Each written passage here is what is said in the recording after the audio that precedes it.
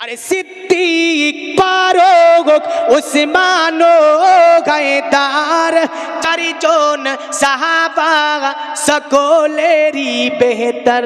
বেশক বেশক, সুবহানাল্লাহ। তাদের দিলেতে ছিল আল্লাহর পয়গম্বর। জোরে বলেন সুবহানাল্লাহ। তাদের দিলেতে ছিল আল্লাহর পয়গম্বর। নারায়ে তাকবীর, নারায়ে তাকবীর, আল্লাহু আকবার, নারায়ে সালাত ইয়া রাসূলুল্লাহ। দেখা দাও ও গো নবীজি, তোমারি দিদারে আশাই মোরা আছি। আমিন আমিন। আছেন না নান? দিদারে আশা আছেন? দেখা দাও ও গো নবীজি, তোমারি দিদারে আশাই মোরা আছি। দুই চোখ ভরে দেখব, দুই চোখ ভরে দেখব আল্লাহর পয়গম্বর। নারায়ে তাকবীর, আল্লাহু আকবার, নারায়ে সালাত ইয়া রাসূলুল্লাহ। নারায়ে তাকবীর, আল্লাহু আকবার। আরে লাগছে লাগুক তীর তলোয়ার আঘাত, তারপরেও তাকবে নবীজির সালাত। থাকবে না থাকবে না? বেঈমান বেদিন যত যা আছে সবগুলো একদিকে হয়ে যদি বলে দুরূদ বন্ধ করব হবে? কেন নবী বন্ধ করব বললে হবে? হবে না। আরে লাগছে লাগুক তীর তলোয়ার আঘাত, তারপরেও তাকবে নবীজির সালাত। লড়বো মরবো দেখিব পয়গম্বর। জোরে জোরে জোরে বলেন। আরে লড়বো মরবো দেখিব পয়গম্বর। নারায়ে তাকবীর, উল্টো পাল্টা হয়ে গেছে, একসঙ্গে ধরা যায়নি। আরে নারায়ে তাকবীর, আল্লাহু আকবার, নারায়ে রিসালাত ইয়া রাসূলুল্লাহ। আল্লাহুম্মা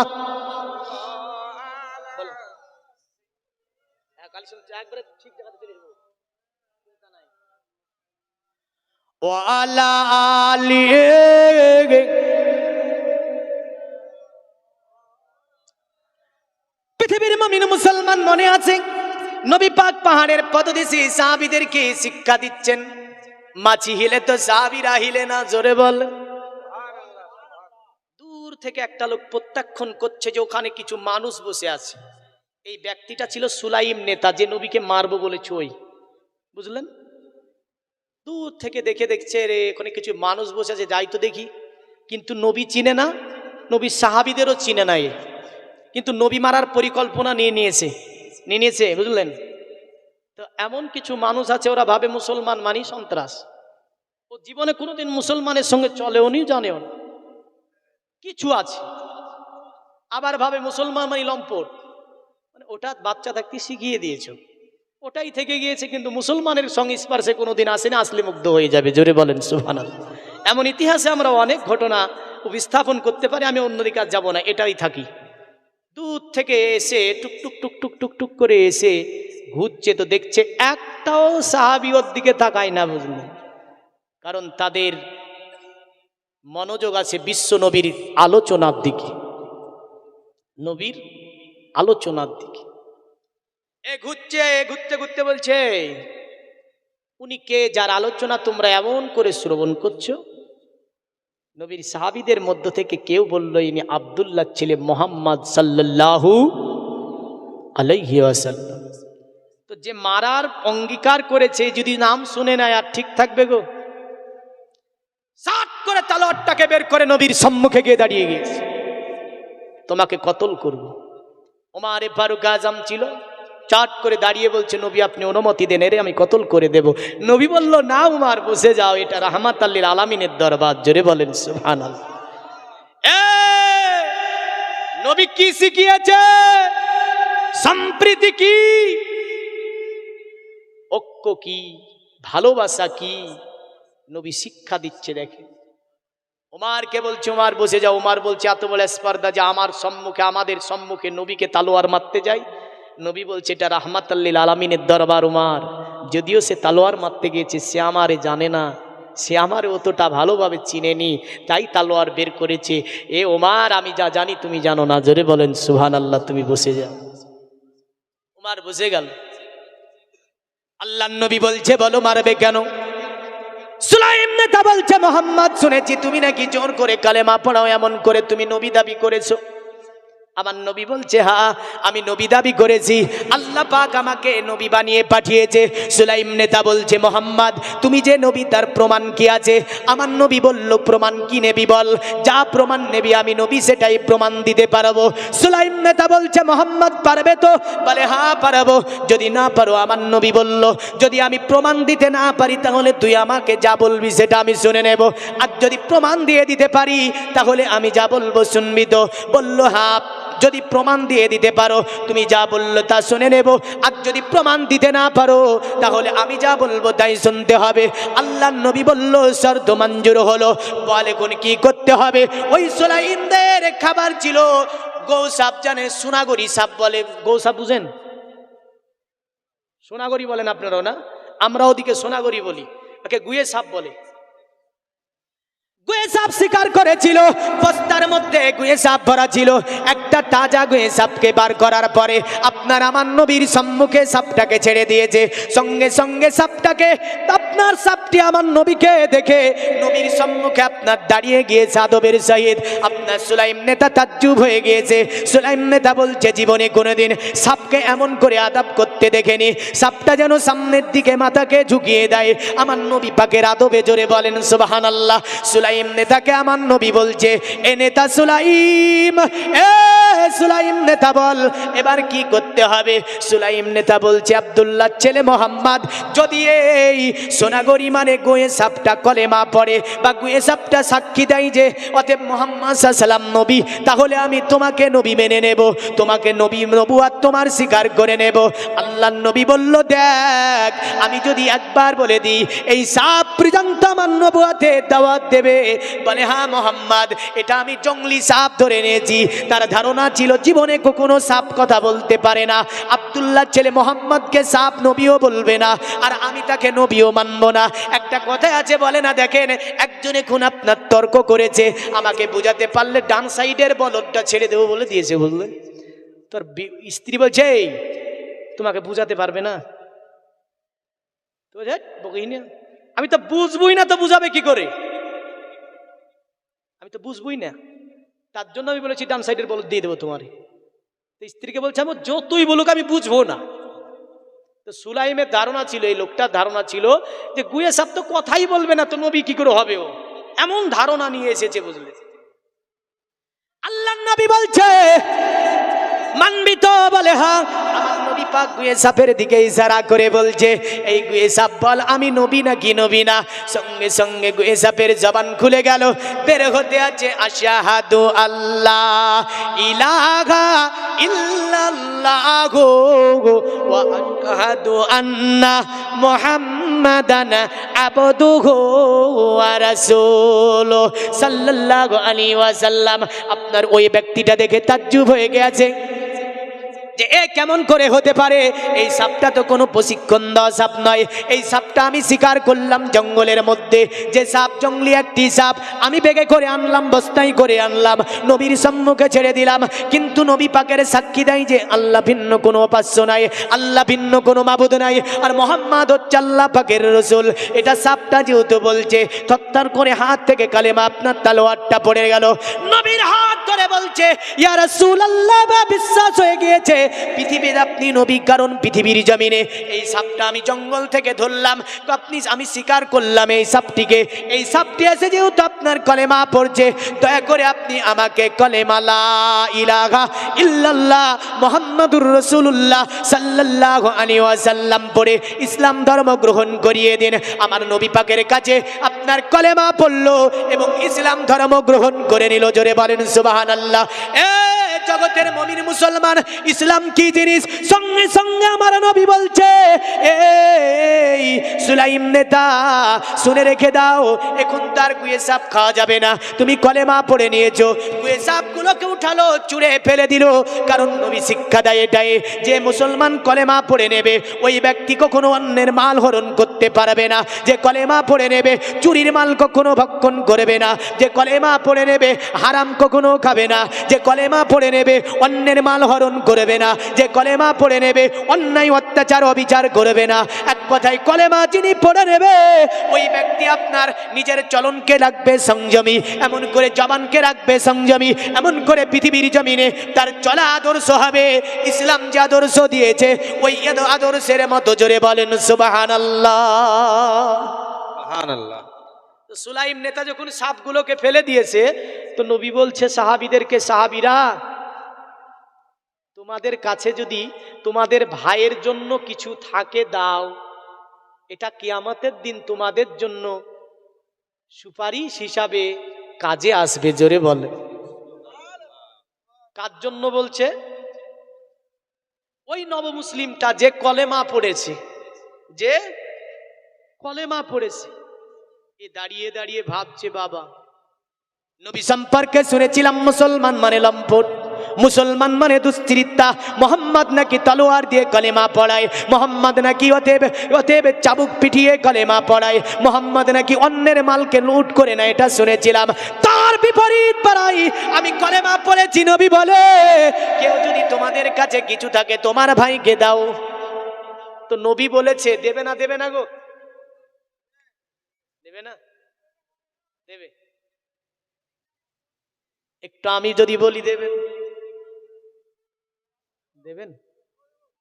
নবী বলছে মান বানা লিল্লাহি মাসাজিদান বানাল্লাহু লাহু বাইতান ফিল জান্নাহ। পৃথিবীর জমিনে যারা তোমরা আল্লাহর ঘরকে তৈরি করবে, আল্লাহর ঘরকে বানাবে, আল্লাহর নবী বলছে তোমাদের জন্য আল্লাহ পাক জান্নাতে ফ্ল্যাট বানাবে।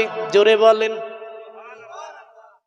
জান্নাতের ফ্ল্যাটে নাম লেখা হবে এটা আব্দুর রহমানের ফ্ল্যাট, জান্নাতের ফ্ল্যাটে নাম লিখে দেওয়া হবে এটা হচ্ছে আব্দুল গফুরের ফ্ল্যাট, জান্নাতে ফ্ল্যাটে নাম লিখে দেওয়া হবে এটা হচ্ছে আব্দুর রহিমের ফ্ল্যাট। লেখা থাকবে না, থাকবে না? একটা হাদিস এটাও আছে, রাসূলুল্লাহ বলছে আমি দেখলাম একটাতে উসমানে গনির নাম লেখা আছে। জোরে বলেন সুবহানাল্লাহ। একটাতে বেলালের নাম লেখা আছে, আর একটা তোমার ফারুকের নাম লেখা আছে। নবী বলছে মান বানা লিল্লাহি মাসাজিদান বানাল্লাহু লাহু বাইতান ফিল জান্নাহ। যারা আল্লাহর ঘর মসজিদ বানাবে তাদের জন্য আল্লাহ পাক জান্নাতে ঘর বানাবে। জোরে বলেন সুবহানাল্লাহ।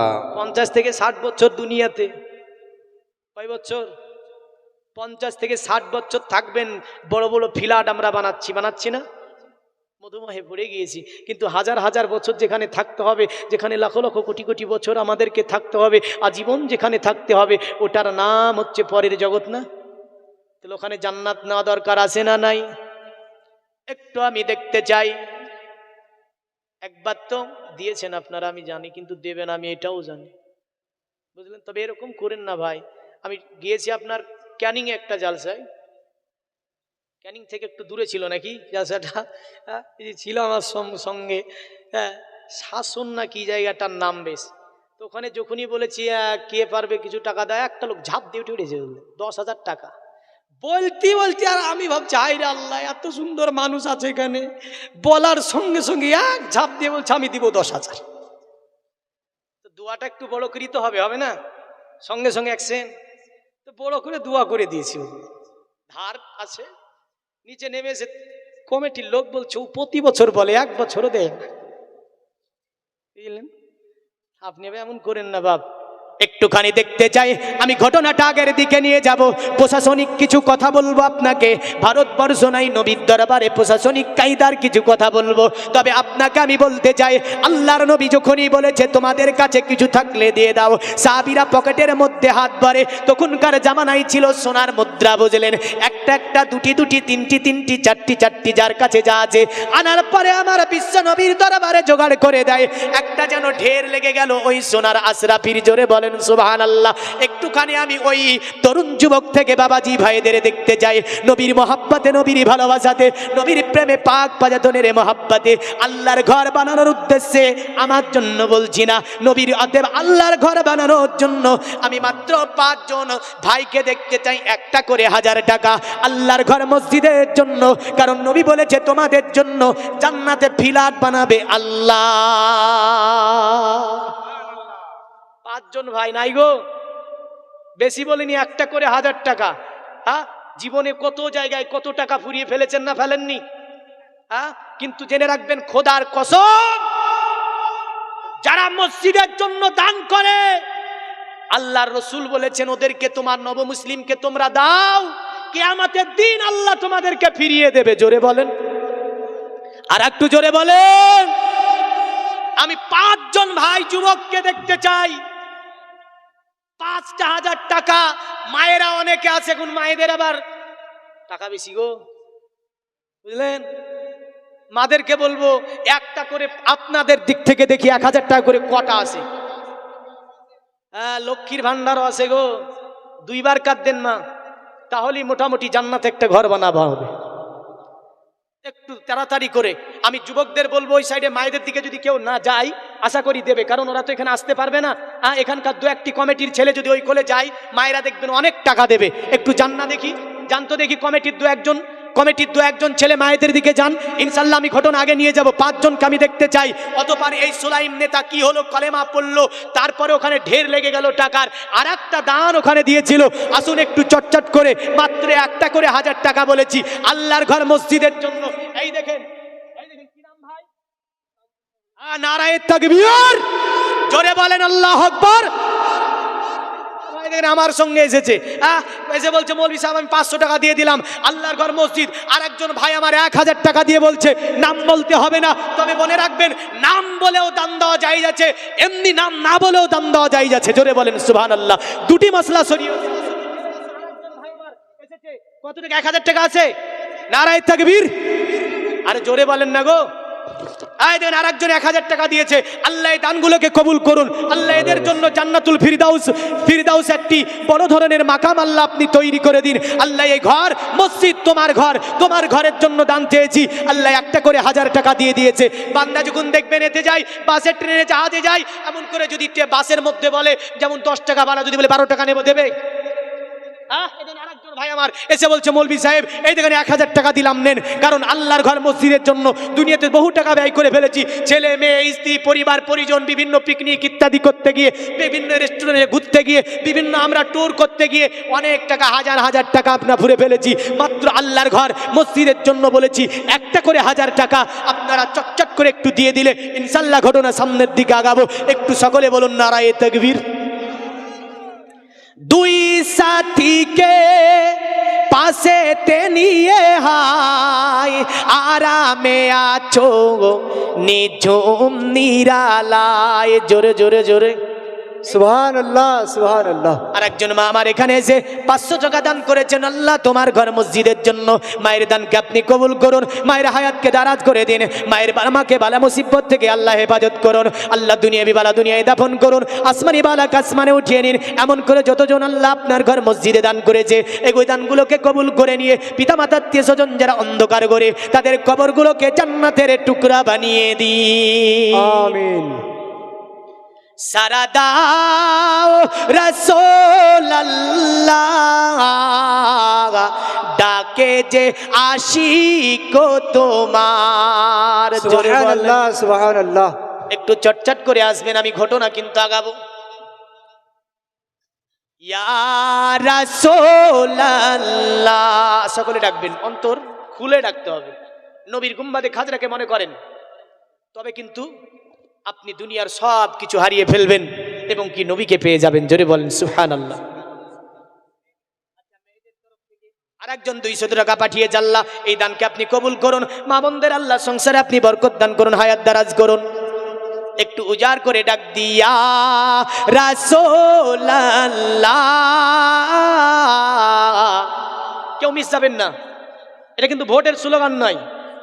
হ্যাঁ, ভোটে তো খুঁজগুলা পান, কিছু পাওয়া যাবে না গো, কিন্তু এটা যদি বলেন নেকি পাবেন। জোরে বলেন সুবহান আল্লাহ। ইয়া হাবিবাল্লাহ ইয়া রাসূলুল্লাহ ইয়া হাবিবাল্লাহ, সারা দাও রাসূলুল্লাহ, ডাকে যে আশিক তোমার। সুবহান আল্লাহ। গজল শুনে ভুলে যান না, এই গজলটা আমি এখানে পড়ছি, দিনাজপুরের সাইডে পড়লে আমাকে টাকা দিয়ে দিত, আপনাকে মসজিদে বলেছি দিতে, দিচ্ছেন না? হ্যাঁ, ভাবছেন গজল শুনবো টাকা দিব না, তা তো হবে না। জি জি। হ্যাঁ, নূরেতে উজ্জ্বল চেহারা তোমার, দেখিলে হারাম দুজখেরই নাম। জোরে বলেন নূরেতে উজ্জ্বল চেহারা তোমার, দেখিলে হারাম দুজখেরই নাম। তুমি কবে দিবে এ মুলাকাত, দিদার দাও আমারে ইয়া রাসূলুল্লাহ ইয়া হাবিবাল্লাহ। জোরে বলেন সুবহানাল্লাহ।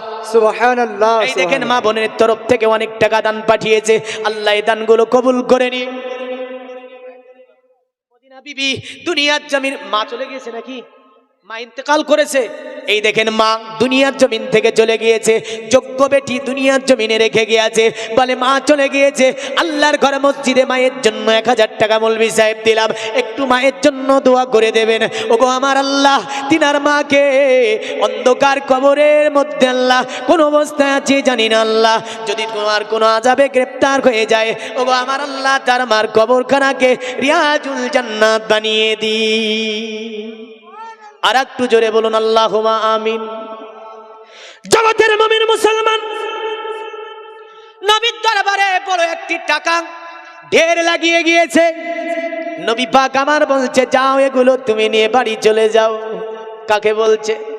ওই সুলাইম ব্যক্তিটাকে বলছে যিনি কলেমা পড়েছে। নবীর দরবারে দাঁড়িয়ে দাঁড়িয়ে চোখে পানি ঝরায়, ইয়া রাসূলুল্লাহ, আমি যা জানতাম তার বিপরীত বেরিয়ে গেল, আমি যা জানতাম তার বিপরীত পেলাম। আজকে বাসে এমন করে আমাদের সফরে আমাদের সঙ্গে যারা বেয়াদবি করে, একটু মিলে দেখবেন যারা চাচা বলে ব্যঙ্গ করে, জীবনে কোনোদিন মুসলমানের সঙ্গে চলেনি। কারণ মুসলমানকে যে আপনার আদর্শ আমার নবী শিখিয়ে দিয়েছেন। আমার নবী কি শিখিয়েছেন? ভালোবাসা শিখিয়েছেন। আমার নবী মহব্বত শিখিয়েছেন। মানব হয়ে মানবকে ভালোবাসার কথা আমার নবী বলে গিয়েছেন। যে ধর্মেরই হোক না কেন, আমাকে মানব বলে মানবকে ভালোবাসা দিতে হবে। আর ভালোবাসা পেলে অটোমেটিক মানুষ চরিত্র দেখে অটোমেটিক ইসলাম ধর্ম গ্রহণ করবে। জোরে বলেন সুবহানাল্লাহ। আল্লাহর নবীর দরবারে সুলাইম নেতা দাঁড়িয়ে কাঁদছে। দেখেন চেয়েছি 1000 দিয়েছে 2000। নারায়ে তাকবীর। এত আসতে গো, কজন বললেন? আপনার টাকা লাগছে নাকি বলতে? হ্যাঁ, টাকা তো চাইনি গো। আরে দেখেন কতটি পাঠিয়েছে, দেখেন এক মুষ্টি টাকা পাঠিয়েছে। হ্যাঁ, বাসে যদি বলে 15 টাকা ভাড়া, 20 টাকা চাই, তো কন্ট্রাক্টরকে বলে পিঠাবো ধরে ধরে, জানিস বলবে না? 5 টাকা বেশি বলবে, 2 টাকা যদি বেশি বলে তো পিঠাবো তা বলবে। কিন্তু মুসলমানের মহাব্বত দেখেন, ভালোবাসা দেখেন। 1000 চেয়েছি তো বলছে আল্লাহর ঘর মসজিদের জন্য একের জায়গায় 2 দেবো। এ মৌলভী সাহেব 2 পাঠিয়ে দিয়েছে একজন মা দুয়ার জন্য। আল্লাহ মায়ের দান কবুল করুন। আল্লাহ মা যে উদ্দেশ্য করে এ দান তোমার মসজিদে দিয়েছে, আল্লাহ তিনার দানকে কবুল করে নিয়ে মায়ের পরিবার সংসারে এমন করে বরকত দান করুন। এমন করে আত্মীয় স্বজন যারা অন্ধকার করে তাদের কবরগুলোকে আল্লাহ আপনি জান্নাতের টুকরা বানিয়ে দিন। সকলে বলুন আল্লাহুম্মা আমিন। আরো অনেকে 100, 500 এমন করে 50, 10, 20। একজন মায়ের নামে, একজন ছেলের নামে। আহারে, মা দুনিয়ার জমিন থেকে চলে গিয়েছে, মাকে ভুলে না।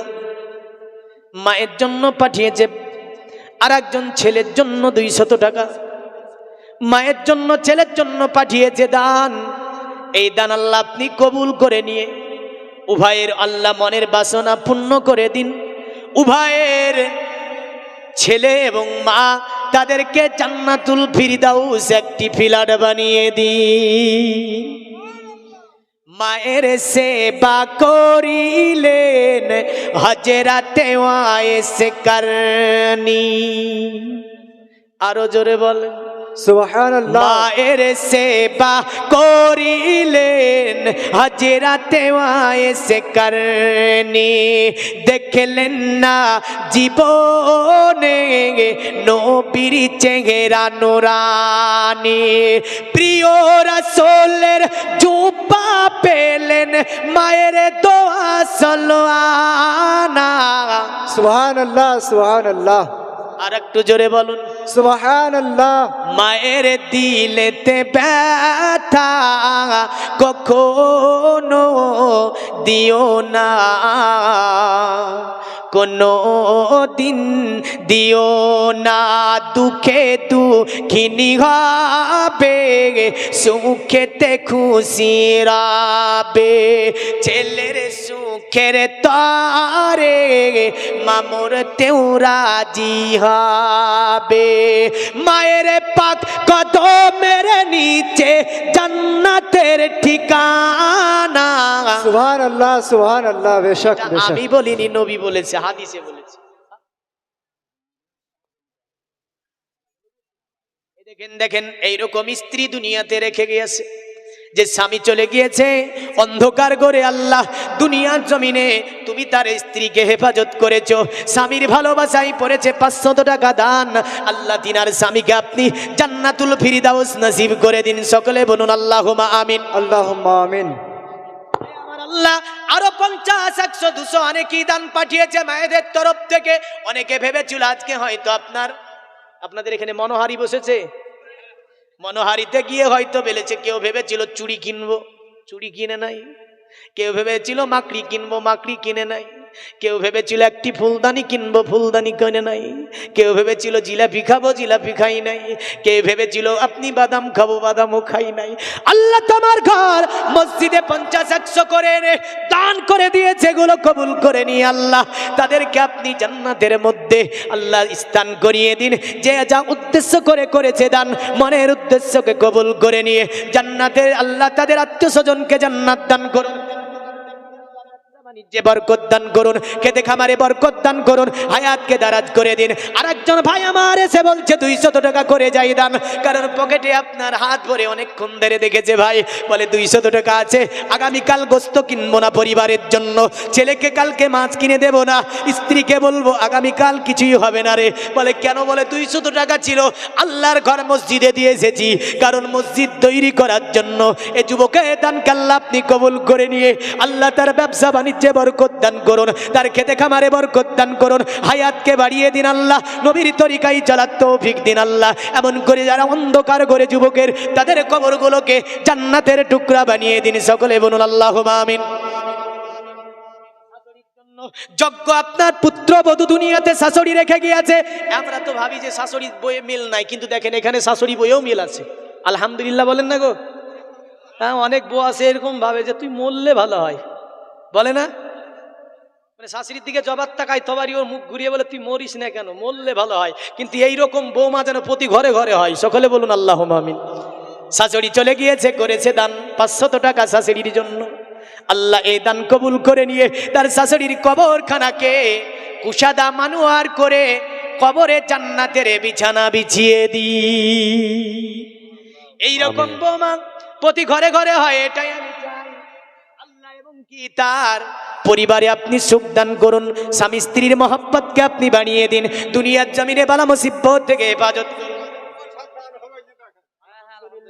এই দেখেন দাদু আমার এসে বলছে আমার কাছে 100 টাকা অল্প টাকায় আছে। দাদুর দানকে আল্লাহ যদিও অল্প হয়, তবু আবু বকরের দানের মতো বেশি। বলুন না সুবহানাল্লাহ। আবু বকর এনেছিল আপনার ছোট্ট পুটুলি, আমার নবী বলেছিল এটাই বড় দান। এ দাদু আর কি কাজ করতে পারবে গো? হ্যাঁ, 100 টাকা বলে চা খাবো না সকাল বেলায়, সকালবেলায় দুদিন নাস্তা বন্ধ করে দিই, মৌলভী সাহেব যেহেতু বলছে বুড়ো হয়ে গেছি, সাদকায় জারি হিসাবে আল্লাহর ঘর মসজিদে দিয়ে যায়, আগামী কাল আল্লাহর কাছে ধরে নেব। ধরে পাওয়া যাবে না? যাবে না? একটুও খাদ নাই এতে, বুঝলেন? এটা পাবেনি তো। দাদু বলছে এদের মৌলভী সাহেব অল্প টাকা আছে, 100 টাকা লেন, আল্লাহর ঘর মসজিদে দিয়ে দিলাম, আল্লাহ দাদুর হায়াতকে বাড়িয়ে দিন। সকলে বলুন আল্লাহুম্মা আমিন। আল্লাহুম্মা আমিন। অসুখ বিসুখ থেকে দাদুকে হেফাজত করুন, অসুখ বিসুখ থেকে দাদুকে হেফাজত করুন, বালা মুসিবত থেকে হেফাজত করুন। আত্মীয় স্বজন যারা অন্ধকার করে তাদের কবরগুলোকে কুশেদা মানোয়ার করুন আল্লাহ, এবং কি দাদুকে ইমানের সাথে, যাতে করে এই জগৎ থেকে রসুলের নুরানি চেহারা দেখতে দেখতে ইমান আমাল নিয়ে দুনিয়া থেকে যেতে পারে। সকলে বলুন আল্লাহুম্মা আমিন। এই দেখেন আরেকজন স্ত্রী স্বামীর জন্য পাঠিয়েছে দান, আল্লাহ ওই স্বামীর দানকে কবুল, আল্লাহ স্ত্রীর দানকে কবুল করে দিন। অন্ধকার কবরকে আল্লাহ জান্নাতি জান্নাত বানিয়ে দেন। এই স্ত্রীকে দুনিয়ার জমিনে আল্লাহ আপনি হেফাজত করুন, তার রুজিগুলো বাড়িয়ে দেন। রিজিকের মালিক আল্লাহ আপনি, কারণ স্বামী দুনিয়া থেকে চলে গিয়েছে, স্ত্রী স্বামীর মাগফিরাতের জন্য দান করেছে। আল্লাহ আপনি দানকে কবুল করে নিয়ে আল্লাহ তার স্বামীর কবরখানাকে কুশাদা মানোয়ার করে কবরে জান্নাতের বিছানাকে বিছিয়ে দিন। আর একজন যুবক অনেকক্ষণ ধরে ভেবে ভেবে বলে 100 টাকা আছে দিয়ে যাই দান, আল্লাহর ঘরে মসজিদের জন্য বলেছে 100 টাকা দিয়ে চলে যাই যুবক। আল্লাহ এই যুবকের দানকে আপনি কবুল করুন। যুবকের হাসার নাসার আবু বকরের সঙ্গে করিয়ে দিন, হযরত ওমরের সঙ্গে করিয়ে দিন। যুবকের হায়াতকে বাড়িয়ে দিন আল্লাহ, ব্যবসা বাণিজ্য বরকত দিন, স্বামী স্ত্রী মহব্বত বাড়িয়ে দিন। সকলে বলুন আল্লাহুম্মা আমিন। মসজিদে সিমেন্টের জন্য পাঠিয়েছে 500 টাকা দান, আল্লাহ দানকে আপনি কবুল করুন এবং কি তার মনের বাসনাকে আপনি পূর্ণ করুন। আল্লাহ এই মসজিদের জন্য দান করেছে, কিয়ামতের দিন এই দান তার জন্য নাজাতের কারণ বানিয়ে দিন। আমিন। এবার দোয়া করবো গো, এবার তাদের জন্য যার স্ত্রী এবং স্বামীর সঙ্গে মহব্বত নাই, এমন একাধিক আছে না নাই? রাসূলুল্লাহ বলছে পৃথিবীর জমিনে যারা একটা সতীসুধা নারী পেয়ে গেল, ও যেন দুনিয়াতে জান্নাত অর্ধেক পেয়ে গেল। জোরে বলবেন না? অর্ধেক জান্নাত কোথায়? দুনিয়াতে গো, অর্ধেক জান্নাত দুনিয়াতে। রাসূলুল্লাহ বলছে একটা সতীসুধা নারী পেয়ে গেল, আদং পসব্বে মপ্রিসনাতং পদকো হরমাতে কসপলক দসন্তসারি ব্রহ্ম ভবিত বলেছে।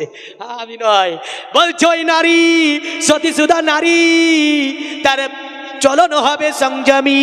সে যখন রাস্তায় চলবে পদযুগলের দিকে তাকিয়ে চলবে। নারী হবে পোশাকে আবৃত, যে নারীর চলা দেখে অন্য পুরুষ আকৃষ্ট হয়, ওই নারীটা দ্রুত শগুনের মতো। একজন ভাই আমার এখানে এসে 200 টাকা করেছে দান, আল্লাহ দানকে আপনি কবুল করে নিন, ভাইরা বাসনাকে আপনি পূর্ণ করুন। সকলে বলুন আল্লাহুম্মা আমিন। এর মায়েরা বেশি বেশি পাঠান তো, যে স্বামী মারে তার জন্য একটা দোয়া করে যাব, একটা দোয়া আপনাকে শিখিয়ে দিয়ে যাব। স্বামীকে যখন খাবার দেবেন ওই দোয়াটা পড়বেন, তো স্বামী জীবনে মারবে না। সুবহানাল্লাহ বলবেন না গো? হ্যাঁ, ওই সাফিরা থেকে কবুজ নেবেন তো তামিমা ও হারাম হবে। হ্যাঁ, তামিমা নেবেন না, তো বলে দেয় যে এটা রাখো, জীবনে সাপে কামড়াবেন। হায়রা আধুনিক যুগে এখনো বিক্রি হয়। একদিন সাপের গায়ে পা উঠিয়ে দেখেন, কামড়াবে কি কামড়াবে না? কিন্তু আল্লাহর কোরআন বলছে সালামুন আলা নূহিন ফিল আলামিন। যদি কোনো ব্যক্তি 7 বার পড়ে নাই সকাল বেলায়, ওই দিন তাকে সাপ দংশন করিবে না। জোরে বলবেন না সুবহানাল্লাহ। কুত্তা কাটে না। যদি কুত্তা আছে কোনো পাগলা কুকুর, কালবুগুম বাসিতুন জিওয়াইহি বিল ওয়াসিদ, ওই কুত্তা কাটিবে না। জোরে বলেন। এমন করেছে স্বামী স্ত্রীকে মারে। রাসূল বলেছেন বিদায় হচ্ছে, আল্লাহর নবী লেকচার রেখে বলেছিলেন খবরদার নারীদের প্রহার করবে না, নারীদেরকে মারিবে না, খবরদার নারীদেরকে তোমরা মারিও না, নারীদেরকে তোমরা সম্মানের সঙ্গে ঘরে রাখো। যাদেরকে তোমরা তাদের গুপ্তাঙ্গ মানে তাদের সম্মান ইজ্জত আল্লাহর কালাম দিয়ে তোমরা জায়েজ করে নিয়েছো, এ আমার উম্মাত, খবরদার তোমরা নারীদের প্রহার করিও না। কেউ বলে উঠলো ইয়া রাসূলুল্লাহ, যদি এমন দোষ করে ফেলে আমার স্ত্রী, তাকে মারবো কি মারবো না, যেটা মাপযোগ্য হতে পারে না। আমার নবী বললেন, কোনো যদিও মারো তবে মারের মতো মারবে, খবরদার এমন হাত অতিক্রম করে নারীদেরকে প্রহার করিও না। এ নারী জাতি তোমাদের মায়ের জাত, এদেরকে কখনোই মারিবে না। তাহলে পুরুষদের এটা জানা দরকার আছে না নাই? আছে। এবার ওই নারী, যে নারীর স্বামী খুব খারাপ, ও একটা দোয়া পড়বে, বলে দেবো না? আপনারা রাগ করবেন না তো? মৌলভী সাহেব কি দোয়া শিখিয়ে দিচ্ছে রে, হ্যাঁ আমাকে তো কাবু করে ফেলবে, বলবেন না? তাহলে বলে দিই, যে নারীর আপনার স্বামী অতি আপনার বদমাইশ, যে নারী আপনার স্বামী অত্যাচার করে নারীর ওপরে, আল্লাহ পাকের কোরআন থেকে সূরা লাহাব, যদি ওই নারী স্বামীকে যখন খাবার দেবে, সূরা লাহাব যদি তেলাওয়াত করে, আল্লাহর রহমতে ওই পুরুষ ওই নারীর প্রতি অত্যাচার করিবে না। সুবহানাল্লাহ। কোরআনের হেফাজত, কোরআন থেকে নেন এগুলো। কি থেকে নেবেন? কোরআন থেকে। তো ওই টাকার কথা মনে আছে? কোন টাকার কথা? ওই সুলাইমকে নবী সাহাবীরা এক বস্তা টাকা বললেন সাজিয়ে দিয়েছে। বিশ্বনবী বললেন যাও এগুলো নিয়ে চলে যাও। সুলাইম নেতা বলছে ইয়া রাসূলুল্লাহ, এতটা মাল আমি নিয়ে যেতে পারবো না। আল্লাহর নবীর একজন সাহাবী মাঝামাত মধ্যে থেকে উঠে গেল, যার নাম ছিল আব্দুর রহমান। আব্দুর রহমান উঠে বলছে ইয়া রাসূলুল্লাহ, আমার কাছে একটি উট আছে, উটটি ছিল চিৎকাবরা উট। আরবের জাহানের চিৎকাবরা উট খুব কমই দেখা যায়, যে উটের রং হচ্ছে সাদা, হলুদ এবং আপনার খয়েরি বর্ণের, এমন উট আরবে খুব কম দেখা যায়। উটটা খুব তরুতাজা ছিল, আপনার হুষ্টপুষ্ট উটটা ছিল। সঙ্গে সঙ্গে আব্দুর রহমান দাঁড়িয়ে বলছে ইয়া রাসূলুল্লাহ, আমার ভাই নব মুসলিমকে আমার এই উটটা, আমার চিৎকাবরা উটটা আমি আব্দুর রহমান দান করে দিলাম। সুবহানাল্লাহ। মুসলমান, নবীর সাহাবীরা যেমন আপনার চরিত্র গঠন করেছিল, এমন চরিত্র যদি গঠন করতে না পারেন, তাহলে কখনোই আপনি নবী পাকের নবী পাক সাল্লাল্লাহু আলাইহি সাল্লামের সাহাবীদের অনুসরণ করা হলো না। নবী বলেছেন তোমরা পৃথিবীর জামিনে অনুসরণ করো আমার সাহাবীদেরকে, কারণ আমার সাহাবীরা হচ্ছে, প্রতিটা সাহাবী হচ্ছে তারকার মতো। নবী বলেছে সাহাবী কান নুজুম, আমার প্রতিটি সাহাবী হচ্ছে তারকার মতো, যাকে ইচ্ছা তোমরা অনুসরণ করো, তোমরা হিদায়াত পেয়ে যাবে। তো নবীর সাহাবী আব্দুর রহমান উঠে বলছে ইয়া রাসূলুল্লাহ, আমার উটটা আমি দিয়ে দিলাম। আল্লাহর নবী আব্দুর রহমানকে কাছে রাখলেন। আল্লাহর নবী বলে আব্দুর রহমান, ও আমার সাহাবী তুমি আমার কাছে এসো। সাহাবী কাছে আসলো। আমার নবী বলে আব্দুর রহমান, এত সুন্দর উটটি কেন তুমি দিয়ে দিলে? আমার নবীকে বলে ইয়া রাসূলুল্লাহ, ওগো আল্লাহর নবী, আমার ভাই কলেমা পড়ে যা বলেছেন সেটাই মেনে নিয়েছে। নবীর সম্মুখে দাঁড়িয়ে ওই সুলাইম নেতা বলেছিল জীবনে কলেমা পড়েছি, হারাম কোনোদিন আর খাবো না। এমন করে নবী গো আপনি যা বলবেন সেটাই মেনে চলবো, অন্যায় অত্যাচার অবিচার করবো না, অন্যের মাল হরণ করবো না, সুদের মাল ভক্ষণ করবো না। এমন করে বলছে ইয়া রাসূলুল্লাহ, দুনিয়ার জমিনে আমি সুলাইম নেতা, আপনি যা দেবেন সেটাই নেব, যেটা নিষেধ করবেন সেটাকে বর্জন করব। আব্দুর রহমান বলছে ইয়া রাসূলুল্লাহ, আমি এই ভাইয়ের ওপরে মুগ্ধ হয়েছি যে সে এক জায়গাতে দাঁড়িয়ে এত পরিবর্তন হয়ে গিয়েছে, যার কারণে আমার উটটা তাকে আমি দিয়ে দিলাম। সুবহানাল্লাহ। এবার আল্লাহর নবী একটা ভবিষ্যৎবাণী দিচ্ছেন আব্দুর রহমানকে, জোরে বলেন সুবহানাল্লাহ। এ ভবিষ্যৎবাণী শুনতে গেলে এবার টাকা লাগবে, লাগবে না? লাগবে না? আপনি এমনি এমনি শুনবেন তা তো হয় না। এই ভবিষ্যৎবাণী শুনতে গেলে কিন্তু টাকা লাগবে। খুব মজার ভবিষ্যৎবাণী নবী দিচ্ছেন আব্দুর রহমানকে, উটের বদলে উট দিচ্ছেন আমার নবী, জোরে বলেন। উটটা কেমন ছিল, কি কালারের ছিল, কোথায় পাবে, নবী পাক আমার জানিয়ে দিচ্ছেন। তবে আপনাকেও বলবো, আমি দেখতে চাই মাত্র আরো 5 জন পাক পাজাতনের মহাব্বতে, পাক পাজাতনের ভালোবাসাতে, পাক পাজাতনের মহাব্বতে পড়ে একটু দাঁড়িয়ে বলেন তো মৌলভী সাহেব, তাড়াতাড়ি বলেন নবী কি ভবিষ্যৎবাণী দিল।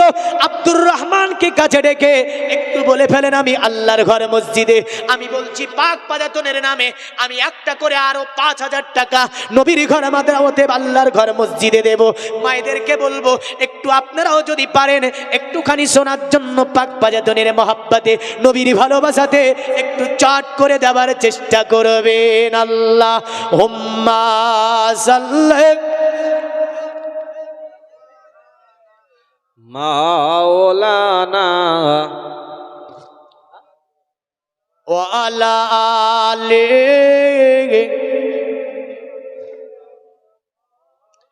ইয়া রাসূলুল্লাহ, জোরে বল, ইয়া রাসূলুল্লাহ,